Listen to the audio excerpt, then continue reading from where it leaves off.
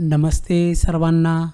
आजचा हा व्हिडिओ आहे पासपोर्टसाठी लागणारी कागदपत्रे, म्हणजे पासपोर्टचा फॉर्म ऑनलाईन कसा भरायचा याच्यावर बरेच व्हिडिओ आहेत, परंतु त्याला लागणारी कागदपत्रे त्याच्यासाठी हा व्हिडिओ आहे.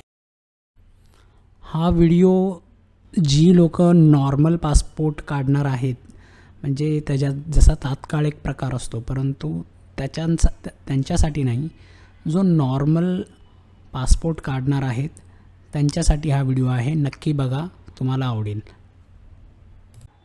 ऑनलाईन फॉर्म भरण्यासाठी तुम्हाला सगळ्यात आधी पासपोर्ट सेवा म्हणजे passportindia.gov.in ह्या वेबसाईटवर जायचं आहे आणि डॉक्युमेंट ॲडवायझरवर क्लिक करायचं आहे.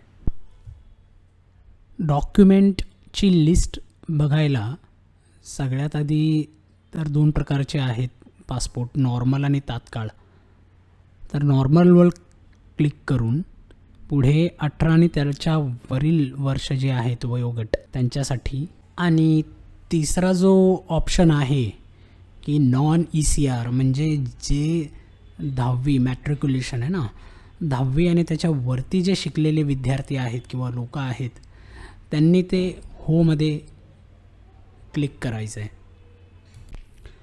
त्याच्यानंतर पुढची एक यादी येईल जिथे वेगवेगळे कॅटेगरीज आहेत, परंतु तुम्ही जर कोणत्याही त्या कॅटेगरीमध्ये बसत नसाल पासपोर्ट काढायला, तर नन ऑफ दी अबव करून पुढे जायचं आहे.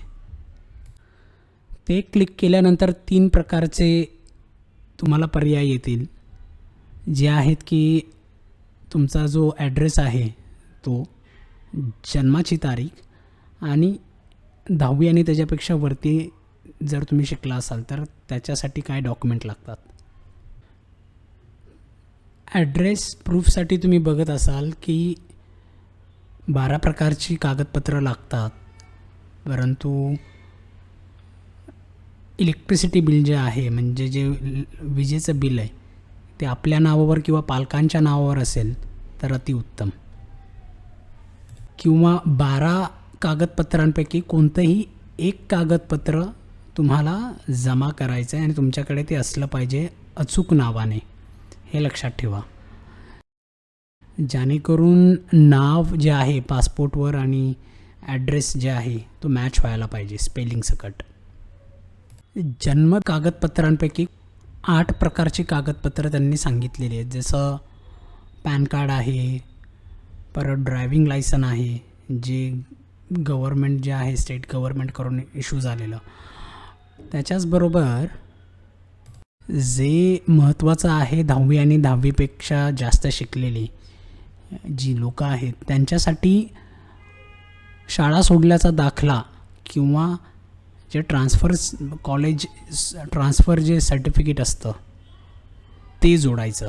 आणि ह्या 8ही प्रकारच्या कागदपत्रांमध्ये एकच डॉक्युमेंट जे आहे 10वी आणि 10वीपेक्षा जास्त शिकलेल्या लोकांनी जे शाळा सोडल्याचा दाखला किंवा कॉलेज बदलल्याचा दाखला ते त्याच्याबरोबर जोडावे, जेणेकरून सोपी प्रोसेस होते. तिसऱ्या लिस्टमध्ये तुम्ही बघाल की शाळा सोडल्याचा दाखला हा म्हणजे जास्त करून प्रत्येक तर नाही, जास्त ठिकाणी विचारला गेलेला आहे, म्हणजे ज्यामुळे तुमचं जे एक डॉक्युमेंट आहे ते 2 प्रकारचं काम करू शकेल, म्हणून हे खूप महत्त्वाचं आहे, हे नक्की जोडा.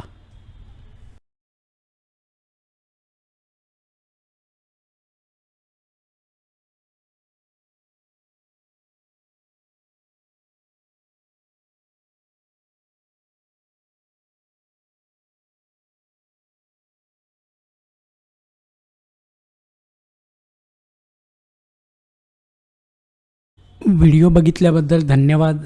आशा आहे की व्हिडिओ पाहून तुम्ही तुमचा आणि तुमच्या आजूबाजूच्या लोकांचा किंवा घरातल्यांचा पासपोर्ट स्वतः काढू शकाल. ही 3 प्रकारचे कागदपत्र जोडली की नक्कीच पासपोर्ट मिळून जाईल.